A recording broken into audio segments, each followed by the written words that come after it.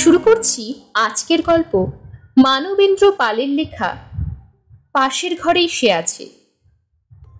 বেশ অনেক বছর আগের কথা। কাগজে একটা খবর বেরিয়েছিল, একজন খুনি পুলিশের চোখে ধুলো দিয়ে এই কলকাতাতেই লুকিয়ে আছে। পুলিশ তদন্ত করে এই পর্যন্ত বুঝতে পেরেছিল খুনিটা উত্তর কলকাতার কোথাও কোনো বাড়িতে ছদ্মবেশে ডেরা গেড়ে আছে। লোকটার ছবিও ছাপা হয়েছিল। কাগজে বলা হয়েছিল কেউ যদি লোকটির সন্ধান দিতে পারে তাহলে তাকে গভর্নমেন্ট থেকে পুরস্কৃত করা হবে। সে সময় এখনকার মতো এত খুন খারাপি হতো না, তাই এরকম একজন ভয়ঙ্কর খুনিকে পুলিশ ধরতে পারছে না আর সে বহাল তবিয়তে এই কলকাতাতেই রয়েছে জেনে রীতিমতো ভয় পেয়ে গিয়েছিলাম। আর ভয় পেয়েছিলাম বলেই ব্যাপারটা আমার এখনো মনে আছে। এরপর সেই খুনিটা ধরা পড়েছে কিনা সে খবর আর পাইনি, অন্তত কাগজে কিছুই চোখে পড়েনি। জানতে পেরেছিলাম অনেক বছর পরে, সেও খবরের কাগজে পড়েই। ঘটনাটা এইরকম। মানিকতলার ব্রিজের ওপারে একটা টুরুমঠ ফ্ল্যাট কিনেছিলেন বিভাবতী সরকার। টাকাটা দিয়েছিল তার বড় ছেলে, দিল্লিতে চাকরি করে। মাকে বলেছিল, তুমি তো কলকাতা ছেড়ে নড়বে না, টাকা দিচ্ছি, একটা নতুন ফ্ল্যাট কিনে নাও, রিটায়ার করে তো কলকাতাতেই তোমার কাছে গিয়ে আমাদের থাকতে হবে। সেই মতো বিভাবতী ফ্ল্যাটটা কিনলেন। ফ্ল্যাটটি একটা পুরনো ভাঙা বাড়ি আর খানিকটা জলা জায়গার উপরে তৈরি। এক সময় এইসব অঞ্চলে বাড়িঘর কমই ছিল। যে বাড়ি ভেঙে এই ফ্ল্যাট, সেটা ছিল কোনো এক বাঘা জমিদারের। জমিদারি করে চলে গিয়েছে। জমিদারের বংশধরেরাও কলকাতার বিভিন্ন জায়গায় ছড়িয়ে ছিটিয়েছিল, কিন্তু সাবেকি জমিদারি মেজাজটি ছিল পূর্বপুরুষদের মতোই। সে আমলের পুরনো বাড়ি জমিদার পুত্রদের পছন্দ হচ্ছিল না, তাই সেটাকে ফেলে রেখে দিয়েছিল। মাঝে মধ্যে দু এক ঘর ভাড়াটে আসতো, আবার চলে যেত, সামান্য টাকার ভাড়া। তাই জমিদার পুত্রদের মন উঠত না। তারা ঠিক করলো বাড়িটা বেচে দেবে। সেজন্য নতুন ভাড়াটেও আর বসালো না, কেননা ভাড়াটে শুদ্ধ বাড়ি কিনতে কেউ চাইবে না। তারপর কত হাত বদল হয়ে এখন সেই বাড়িটাই হয়ে দাঁড়িয়েছে একটা হাল ফ্যাশনের নতুন ফ্ল্যাট বাড়ি। কিন্তু পেছনের অংশ এখনো এখানে সেখানে ডোবা, জলা, ঢোলকলমি আর বনতুলসীর ঝোপ রয়ে গেছে। হঠাৎ দেখলে মনে হয় না জায়গাটা শহর কলকাতার মধ্যে। এইখানেই দুটো ঘর নিয়ে থাকেন বিভাবতী। একাই থাকেন পুজো আচ্চা নিয়ে, খুব ভক্তিমতী, নিজেই রাঁধেন। একটি কাজের মেয়ে আছে, সে সারা দিন তাকে সাহায্য করে, তার সঙ্গেই গল্প করে তার সময় কাটে। সবই ভালো, তবু কোথায় যেন একটা অস্বস্তি। বিভাবতী এমন কিছু প্রমাণ পেয়েছিলেন যাতে তিনি বুঝেছিলেন বাড়িটায় কিছু দোষ আছে, বিশেষ করে উত্তর দিকের ঘরটায়।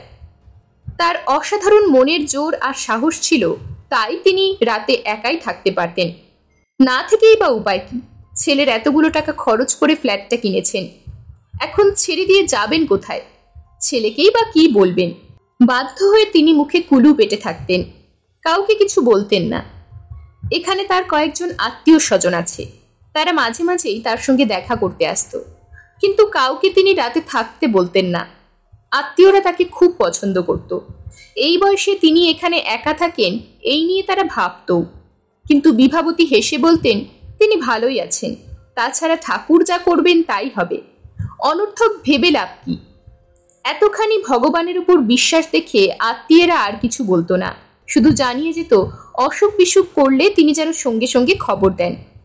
তা তিনি বুদ্ধিমতীর মতো একটি কাজ করেছিলেন, টেলিফোন নিয়েছিলেন, আর সেটা রেখেছিলেন মাথার কাছে একটা টুলের উপরে।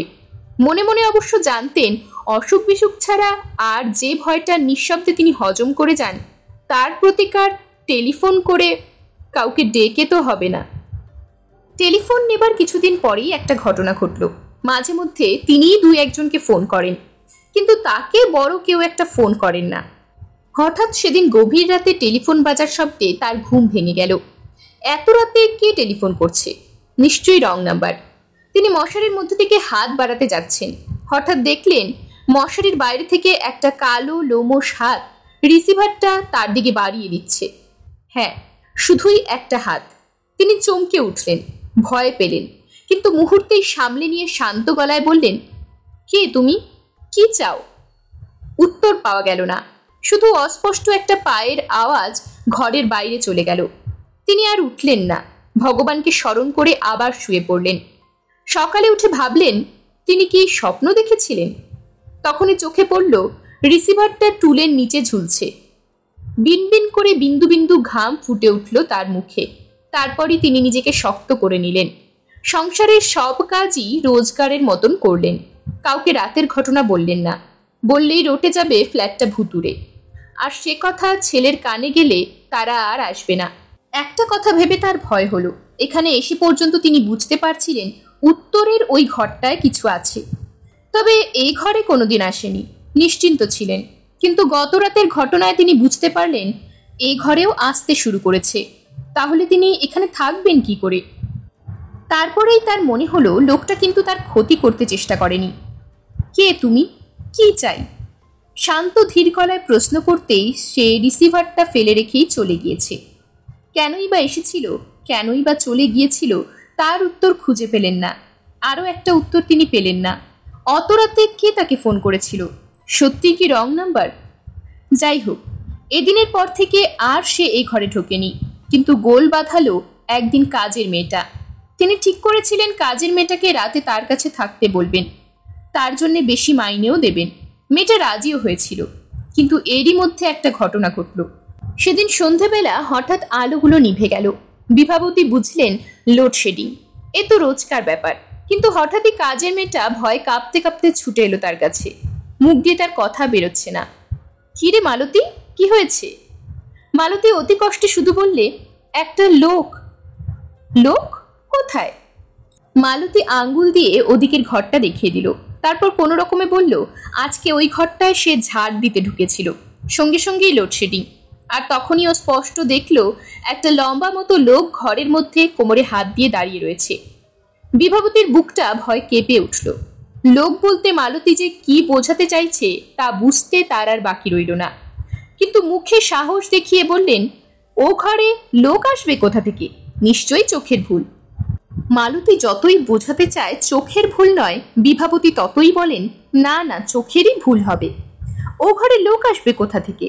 মালতী চুপ করে আছে দেখে তিনি আরো জোর দিয়ে বললেন, আমি এতদিন আছি, কই কোনোদিন তো কিছু দেখিনি। মিথ্যে কথাই বলতে হয়েছিল বিভাবতীকে। কিছু না দেখলেও ওই বন্ধ ঘরে মানুষের চলাফেরার শব্দ তিনি শুনেছিলেন এক আধবার নয়, বারবার। বাধ্য হয়ে ওই মিথ্যেটুকু বলতে হয়েছিল। না বললে মালতী আর এ বাড়িতে কাজ করতো না। শেষ পর্যন্ত মালতী থাকলো, তবে সন্ধে হবার আগেই চলে যেত। তখন থেকে বিভাবতী সারা রাত একা মুখ বুজে আর পাশের তালাবন্ধ ঘরটার মূর্তিমান আতঙ্ক নিয়ে শুয়ে থাকত।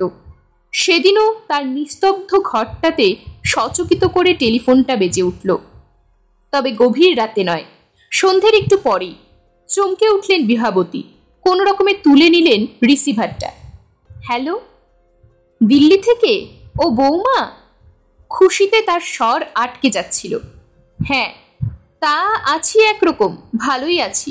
আচ্ছা, তুমি কি আগে একদিন রাতে ফোন করেছিলে আমাকে? করনি?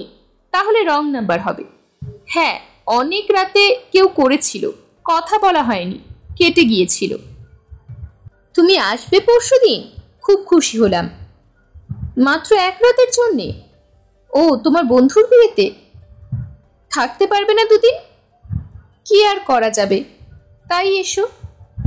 বিভাবতী দেবী রিসিভারটা রেখে দিলেন। তারপর মুখ তুলতেই তিনি চমকে উঠলেন।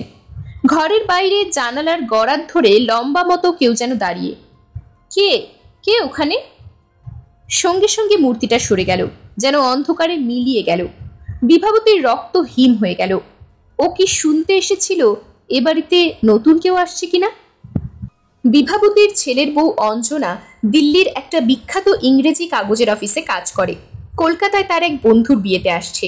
রাতটুকু শুধু শাশুড়ির কাছে থাকবে, পরের দিন সকালের ফ্লাইটেই দিল্লি ফিরে যাবে। মাত্র একটি রাত বৌমা তার কাছে থাকবে। বিভাবতী মনকে বোঝান, যেটুকু নিজের লোককে কাছে পাওয়া যায় ততটুকুই আনন্দ। তবু তাকে মনের মতো রেধে বেড়ে খাওয়াতে পারবেন না, এটাই দুঃখ। সে নেমন্তন্ন বাড়ি আসছে কিনা। সেই সঙ্গে তার একটু ভয়ও করল, ওই যাকে এ বাড়িতে প্রায় দেখা যায়, বৌমাও তাকে দেখে ফেলবে না তো। সেদিন দুপুরবেলাতেই অঞ্জনা হাসতে হাসতে এলো। সারা দুপুর বিভাবতীর পাশে শুয়ে কত গল্পই না করলো। বিকেলের দিকে বেরিয়ে গেল কিছু কেনাকাটা করতে, বলে গেল সন্ধ্যের আগেই ফিরবে। ঠিক সন্ধেবেলাতেই ফিরল অঞ্জনা। ফুটপাত থেকে উঠে কয়েক ধাপ সিঁড়ি, তারপরেই ঢোকার দরজা। কলিং বেল টিপতে যাচ্ছিল, দরকার হলো না। মালতী দরজা খুলে বেরিয়ে যাচ্ছে তাড়াতাড়ি। বৌদিকে দেখে একটু হাসল। কাজ হয়ে গেল? হ্যাঁ। বাড়ি যাচ্ছ? হ্যাঁ। অঞ্জনা ভেতরে ঢুকে দরজা বন্ধ করে দিল। এবার একটু প্যাসেজটা অন্ধকার। অঞ্জনা এগিয়ে যাচ্ছিল। হঠাৎ মনে হলো সে যেন এগোতে পারছে না, কিসে যেন বাধা পাচ্ছে। মনে হচ্ছে কেউ যেন তাকে ঠেলে বের করে দিতে চাইছে। অঞ্জনা থতমত খেয়ে গেল। তখনই তার মনে হলো তার সামনে দুহাত দূরে কেউ যেন দাঁড়িয়ে রয়েছে। চোর! অঞ্জনা দিল্লিতে খবরের কাগজের অফিসে চাকরি করা মেয়ে। সংবাদ সংগ্রহের জন্য তাকে নানান জায়গায় ছুটতে হয়। অত সহজে সে ভয় পায় না। ধমকের সুরে বলল, কে ওখানে? পরক্ষণেই মনে হলো কেউ যেন পথ ছেড়ে সরে গেল। পাছে মা ভয় পান, তাই ব্যাপারটা নিয়ে অঞ্জনা বেশি হইচই করল না। মায়ের ঘরে ঢুকে শুধু একটা কথাই বলল, প্যাসেজটায় আলোর ব্যবস্থা নেই? বিভাবতী অবাক হয়ে বললেন, আছে বই কি, এই তো মালতী গেল আলো জেলে। কিন্তু আমি তো দেখলাম অন্ধকার মা। বিভাবতী বললেন, তাহলে হয়তো বাল্বটা কেটে গেছে। আধ ঘন্টার মধ্যে অঞ্জনা সাজসজ্জা করে বিয়ে বাড়ি চলে গেল। রাত 10টায় যখন ফিরল তখন দেখল প্যাসেজে দিব্যি আলো জ্বলছে। এবার তাড়াতাড়ি শোবার পালা, কাল সকালেই আবার প্লেন ধরতে হবে। বিভাবতী তার বিছানাতেই অঞ্জনার শোবার ব্যবস্থা করেছিলেন। মাত্র একটা রাত নিজের বৌমাকে কাছে নিয়ে শোবেন। অঞ্জনা কিন্তু শাশুড়ির সঙ্গে শুতে রাজি হলো না। বললে, ওদিকের ঘরটা তো খালি পড়ে রয়েছে, ওখানেই আমি শুব। বিভাবতীর মুখটা ভয়ে শুকিয়ে গেল। তিনি অনেক করে বোঝালেন, বললেন, ও ঘরটা ব্যবহার হয় না, পরিষ্কার করা নেই, কি দরকার? একটা রাত তো, একটু কষ্ট করে না হয় আমার কাছে শুলে। অঞ্জনা ভাবল শাশুড়ি বোধহয় ও ঘরে বিছানা পাতা মশারি টাঙানোর হাঙ্গামার জন্যই বলছেন। তাই বললে, আপনি কিছু ভাববেন না, আমি সব ঠিক করে নিচ্ছি। বলে উত্তর দিকের ঘরে গিয়ে ঝটপট করে বিছানা পেতে নিল। নিরুপায় বিভাবতী কি আর করেন, শুধু বললেন, ভয় টয় পেলে আমাকে ডেকো। অঞ্জনা হেসে বলল, কিসের ভয়? ভূতের? ভূত কথাটা হঠাৎই তার মুখ থেকে বেরিয়ে গেল। কি আর করেন, বিভাবতী এক ফাঁকে তার গলার রুদ্রাক্ষের মালাটা অঞ্জনার বালিশের নিচে রেখে দিয়ে এলেন। মনে মনে প্রার্থনা করলেন, ঠাকুর বৌমাকে রক্ষা করো। খুব ক্লান্ত ছিল অঞ্জনা, তাই হাত পা ছড়িয়ে আরাম করে শোয়া মাত্রই ঘুমিয়ে পড়ল। তখনও সে জানত না কি ভয়ঙ্কর ঘটনা ঘটতে যাচ্ছে। অনেক রাত্রে আচমকা তার ঘুম ভেঙে গেল। অসহ্য গরমে তার নিঃশ্বাস যেন আটকে যাচ্ছে। মশারির মধ্যে দিয়ে তাকিয়ে দেখল পাখা চলছে না। লোডশেডিং? কলকাতায় এত লোডশেডিং হয়? কিন্তু তখনই বাইরের জানালা দিয়ে চোখ পড়তে দেখল রাস্তার আলোগুলো দিব্যি জ্বলছে। তাহলে হঠাৎই তার মনে হলো ঘরের মধ্যে আরো কেউ রয়েছে। চমকে তাকাতেই দেখল তার বিছানা থেকে মাত্র হাত পাঁচেক দূরে লম্বা মতো একটা লোক কোমরে হাত দিয়ে তার দিকে ভয়ঙ্কর দৃষ্টিতে তাকিয়ে রয়েছে। এরকমই একটা আবছা চেহারা সে সন্ধেবেলা দেখেছিল বাড়ি ঢোকার সময়। তখন মুখ দেখতে পায়নি। ধর্মর করে উঠে বসতে গেল অঞ্জনা, কিন্তু পারল না। মনে হলো তার সমস্ত শরীর যেন অবশ হয়ে গেছে। কি করবে ভাবছে, দেখল লোকটা এক পা করে তার দিকে এগিয়ে আসছে। চিৎকার করতে গেল, পারল না।